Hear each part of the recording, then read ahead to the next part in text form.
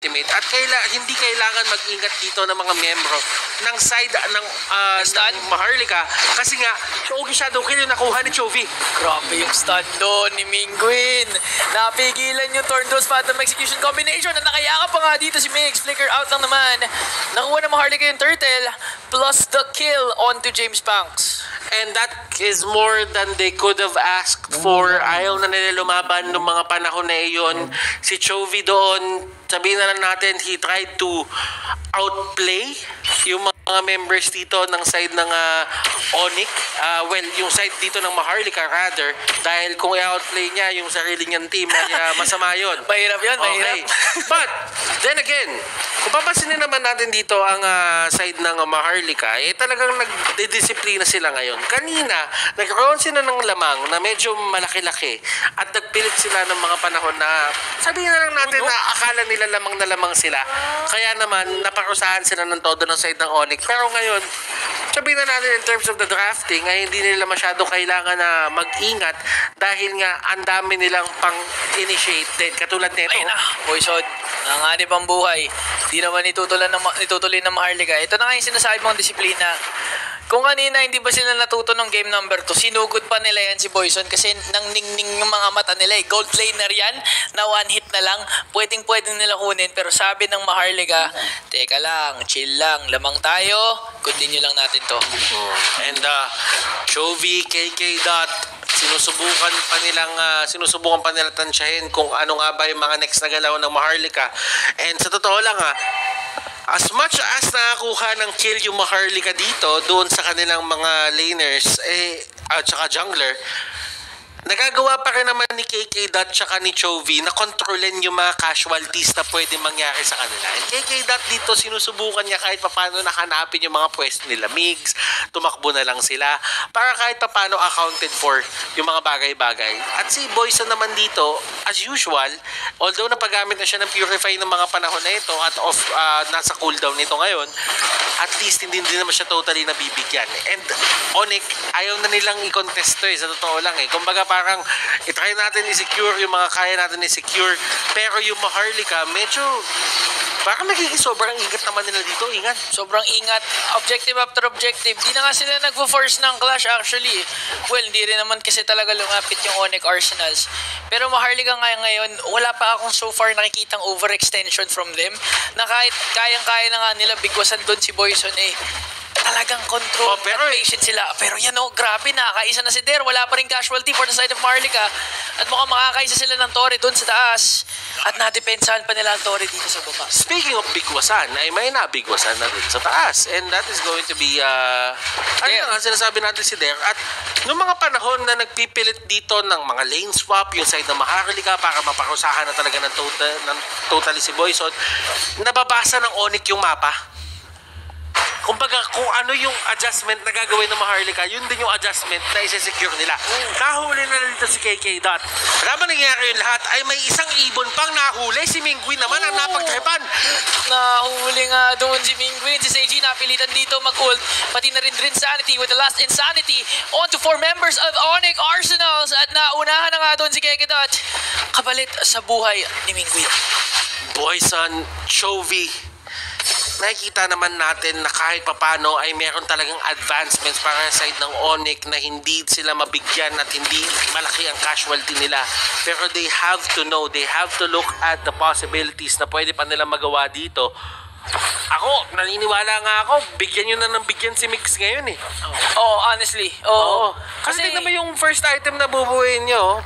Ano to somewhat immortality. Imo agad. Imo agad kasi alam niya na yun yung possible gawin ng side ng ng Onyx. Tsaka at the same time, yung Onyx, nag-compensate sila ng sustain with damage. Kasi tignan mo, halos ang magpo-frontline lang dyan para sa'yo si Der. Nakakatakot pag yung Kadja lang talaga nagpo-frontline sa'yo kasi ang dali niya ni burst down. So with this information, Onyx, ang laki ng damage potential nila. Kaya kahit sino actually, pwede nilang i-burst down. James Banks, wala siyang puncture ngayon. Napilitan siyang gamitin yan. Chovy, meron siyang last against Insanity. Oh, At si Mix, commit. meron ng initiation na ginagawa. Oh, yan tuloy. Nahila ka nga ngayon. Na si Mingwin mapipilitan gamitin ng feathered airstrike versus James Fox on to the backline. Kahit si Mix, nararamdaman ang sakit ng Onyx Arsenals ngayon at papalayo sila. One hit na lang dito si Mingwin. At yung Torn Rose ang tatapos sa ibon. Huge opening para side ng Maharlika. And as you can see, sila James Pang, sila Boyson, masaya sila sa nakuha nilang kill.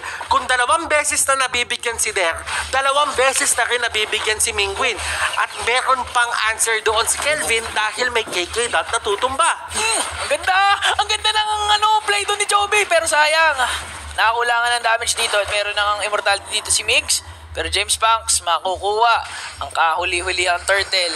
Buti na lang Maharlika, nakakaisa pa dun si Kelvin and it's on to Kekedot.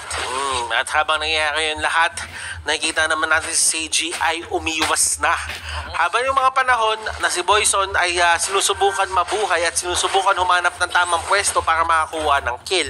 Si Seiji dito, he's taking his time, literally trying to find farm para mapaaga yung kanyang pagsabog dito. Okay yung pwesto ni Kelvin ngayon, 3-0-1. Pero si Seiji yung magiging X-Factor dito para sa side ng Maharlika. Kumbaga, kung papansinin mo yung damage output ng Maharlika ngayon, lahat ito pang beatdown, lahat ito pang bruise. Ang tatapos dito, si Seiji. Grabe! Nahila pa nga doon! Nahila doon si Kelvin pero nakasagot din naman si Migs. Tapos nakadouble kill pa doon si Kelvin. Now, Trend Sanity. Ang gandang last insanity. Si Migs, ang kanilang gusto kunin pero sabi lang si Seiji na lang daw dahil si James Fox makakaisa doon. Pati na rin si Mingwin, naipit doon sa gitna. And I believe that's gonna be a worth it trade for Onyx Arsenals dahil si Kekedot tsaka Boyson lang ang nawala. Kapalit ni Mingwin tsaka Seiji. And now James Fox, Phantom Execution!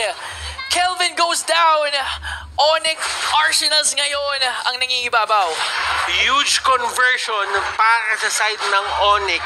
It's not because sila yung, sabihin natin sila yung totally nanalo doon sa laban na yon.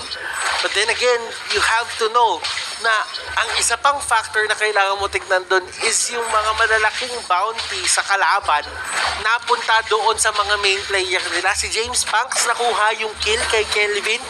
Ang taas ng kill, ng kill streak nun. 4-1-1 na nga siya ngayon. Kanina, hindi pa yan ganun kalaki. Yung mga jungler natin ngayon talaga nagpapakitang gilas. Kill malala kung kill malala. Mas marami pa nga silang kills kaysa sa gold laners nila combined. And now, the very first Lord has respawned dito sa bottom lane. Onyx Arsenals, na-regain nila yung lead, 1.8k. Pero Maharlika, ang una makakapwesto sa Lord. Parang sinasabi ngayon ni James Banks, ingan. Ako lang yung may Hayabusa dito sa series na to na pwede mag-work. Ayokong mag-work yung Hayabusa mo. nung game 1 kasi, actually ngayon pa lang, mas maganda na yung performance ng Hayabusa ni Kelvin eh. Oo, for sure. For sure. Pero tignan natin kung hanggang performance lang ba o will this translate to wins. Ganda ng pwesto ni Mix dito. Pwede siya pero ang ganda rin ng pag-alis nila KK Dot. And that could have been disastrous. Ingan, alam naman natin, pareho tayo nagkukupra kapag may play carry yun, talagang todo talon ang magaganap. The Insanity, wala na Firaga Armor, binibigyan. Hindi na binibigyan. Ito na nga sinasabi natin. Hanggat may Firaga Armor, may pag-asa, pero grabe! Mix, ang side ng Maharlika! Pero si KK Dot lang ang nawala doon, kapalit si Insanity. And now James Banks, Thorn Rose puncture after each other. And now Migs mapapa-flicker ngayon. Grabe yung ginawa doon ng Onyx Arsenals. Na-zone nila ng malupitan yung Maharlika. Hindi na nga nakakontest ng Lord. Kahit 5 miyembro ng Maharlika nandun. Pero Migs, talagang ayaw nilang hayaan na wala silang trade. Nakabawi pa rin. Kekedot mawawala kapalit sa buhay ni Insanity. Alam mo, Ingan, kung ano yung ginawa ng Onyx Arsenals nung game number 2. Yun pa rin ang ginagawa nila nung game number 3. Ino-overpower pa rin nila dito yung Maharlika. And si Maharlika dito, nakikita natin yung playstyle nila na talagang tumitempo sila. Hindi nila kinakaya yung presence ngayon ng side ng Onyx. At dahil nga, wala na silang outer turrets dito, ay lumiit na kahit papaano yung mapa ng side ng Maharlika. Because there is always this threat na merong divine judgment na nagtatago doon sa mga brush na yan. Gusto ko yung pinoint out mo na lumiliit na ngayon yung Maharlika. Kanina, all throughout the early game and mid game, nahahayaan nila actually si Seiji mag-farm lang mag-isa sa taas. Oh. Pero sabi ng Onyx, sige, hindi namin papansinin si Seiji kasi pang late game pa naman yan. Ngayon, ang bibigusan namin yung other members ng Maharlika, especially si Mingguin, pati na rin itong si Kelvin. With that, ang nangyari tuloy, nagbunga yung ginawa ng Onyx Arsenals. Hindi nila pinansin si Seiji, pero ngayon hindi sila makalabas. And Kelvin, paano mo gagawin to? Alam mo, si Boyson ngayon, talagang pwesto lang siya dun sa likod eh. Gusto niya lang kahit paano talaga maka-preheat, pero kung may Ogi Shadow Kill, baka mag-iba yung timpla. Kinumit ka agad yung Titan Surge dito on to Kekedot. Hindi na makakahila. And now that's one member down for Onyx Arsenals. Maharlika Esports talagang gumagapang unti-unti mabawas lang itong kalamangan ng Onyx Arsenals.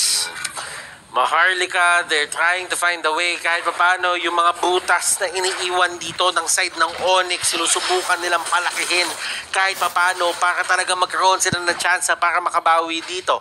I'm not saying na todo lamang na dito ang side ng Onyx, pero kung titignan natin in terms of kills ay makikita yung Maharlika talaga yung nakakalamang. Pero hindi lang kills ang storya nitong larong ito.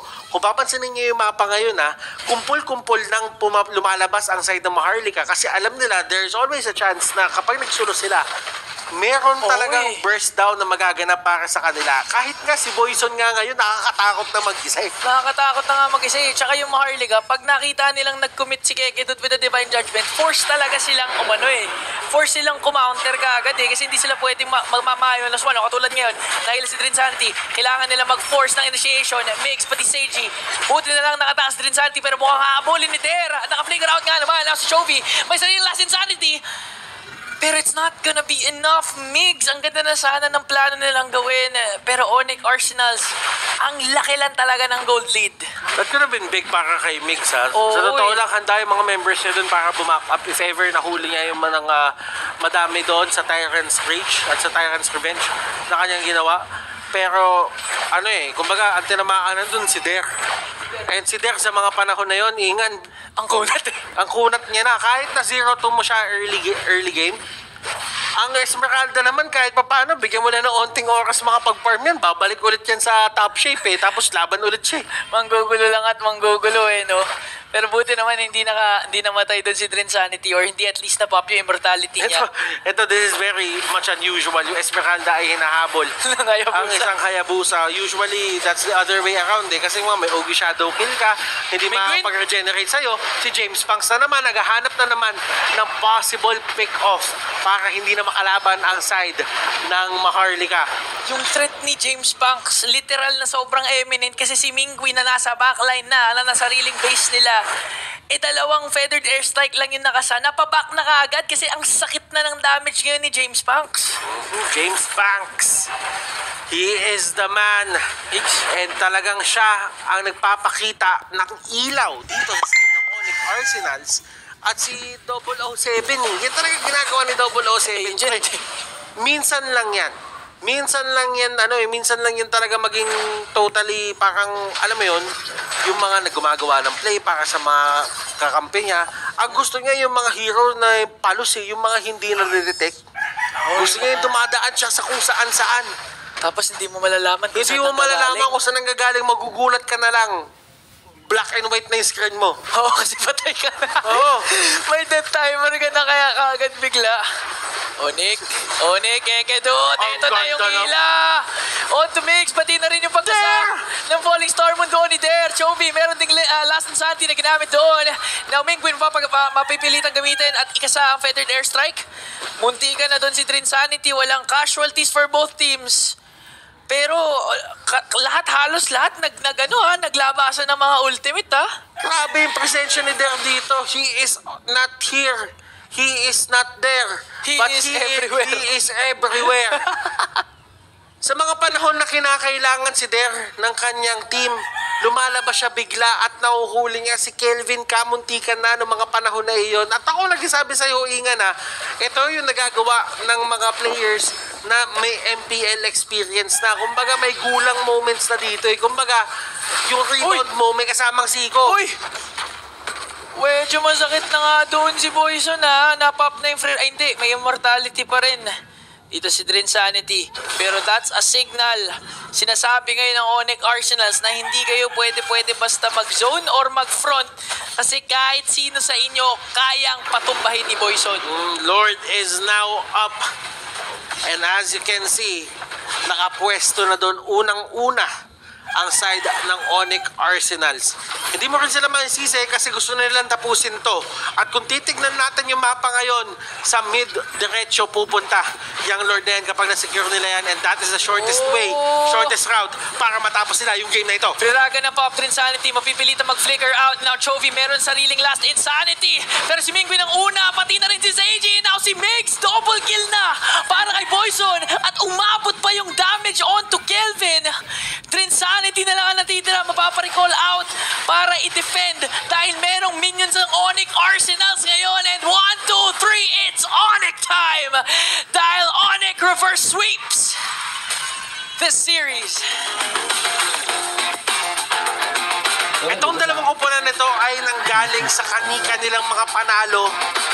At after netong series na ito, masabi natin na it is indeed Onyx time para sa side ng Arsenals.